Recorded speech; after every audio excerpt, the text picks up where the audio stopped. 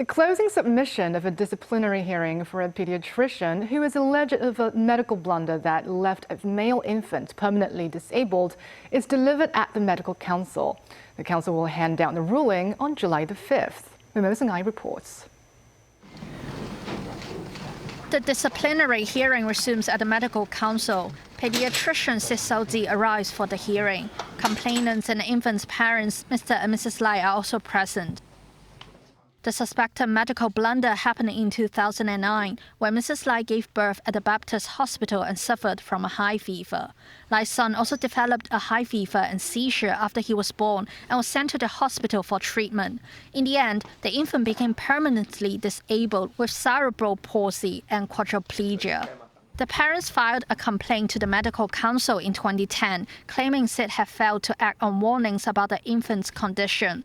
In his closing submission, the Medical Council's barrister mentions the statement of a Baptist hospital's nurse who recalled the incident. The nurse says they phoned Sid in the early hours to inform him the baby had a seizure and choked on milk. The nurse asked the doctor to return to the hospital promptly to check on the infant, but Sid ignored the situation as he continued to sleep at home, even though his home was only 15 minutes away from the hospital. The council says such behavior is misconduct because Sid ignored his profession's duty. The barrister also points out contradictions between Sid's and the nurse's statements.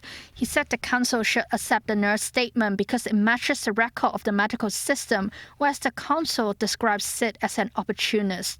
Meanwhile, Sid's defense says the case should focus on whether or not the doctor conducted timely and necessary inspections rather than if he misdiagnosed. The defense says Sid followed up on the baby's condition based on the nurse reports, including suspending the infant's milk feeding once. While the hearing was first scheduled to take place in July 2016, but it was delayed several times.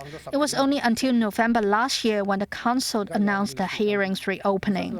Mucions, TVB News.